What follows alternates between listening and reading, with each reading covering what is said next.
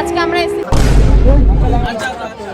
আজকে ছিল আমার পাড়ায় প্রোগ্রাম, তো আমি আজ চটপট রেডি হয়ে চলে গেলাম বসেছিলাম পাড়ায়। তারপর ভাবলাম একটা নাচ করি, বেপারের মেয়েরা যখন নাচ করছে তাহলে আমি কেন বা নাচ করি। যাই হোক 2 বছর পর স্টেজে উঠলাম। স্টেজে ওঠার পরে আবার রেডি হয়ে চলে গেলাম 1:30টার দিকে ঠাকুর দেখতে। প্রথমে আমরা দেখলাম বারাসাত আর মধ্যমগ্রাম।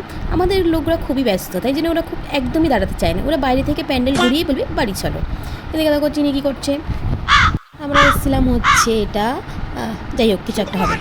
চলো তোমরা দেখতে থাকো ভিডিওটা, কেমন লাগে অবশ্যই আমাকে জানিয়ে। এদিকে দেখো আমার দিদি চা চাইছে, কি যা তার লোক নিয়ে আমরা এসেছি সত্যি।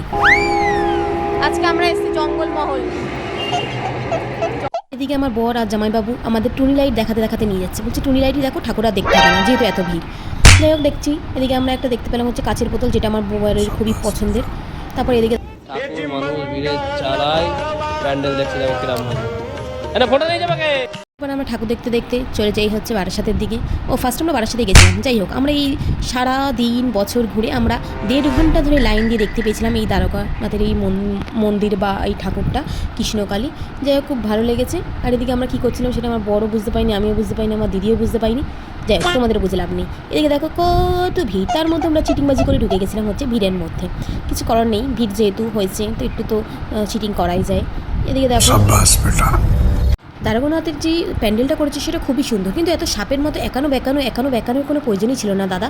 যাই হোক আমরা 1.5 ঘন্টা পরে প্রতীক্ষায় ঠাকুরটা আমরা দেখতে পেয়েছি অবশেষে।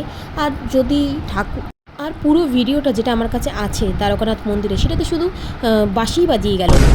আমরা যে গেছি 1.5 ঘন্টা ধরে লাইন দিয়েছি, একটু তো দেখতে দিক চোখেও দেখতে দেবে না, ভিডিও করতে দেবে না, তাহলে আমরা গেছি কী করতে দাদা। যাই হোক চলো তোমরা দেখতে থাকো ভিডিওটা, ভালো লাগলে অবশ্যই জানিও। আমি জানি না আমি কি বলছি, যেটা আমার বলার আমি সেটাই বলছি হয়তো। আর এই দেখো আমরা কোনো প্যান্ডেলেই ঢুকছি না, কারণ আমরা বাইরে থেকে প্যান্ডেল দেখেই চলে আসছি। কি বলবো, আমাদের এইরকমই দশা। আমরা যাদের সাথে সংসার করছি, আমি আর আমার দিদি, তারা এইরকমই।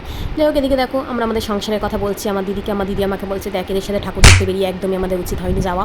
কী করবো, দুঃখ করে আমরা বাড়ি চলে যাচ্ছি মধ্যমগ্রামের দিকে। এখন যাবো বাড়িতে, বাজে 4টে, তখন আমার বর আবার যাবে ঝিরাটে। এই ভিডিওটা এখানেই শেষ করলাম। আর আমি কি বলছি সেটা তোমরা ইগনোর করে যাও।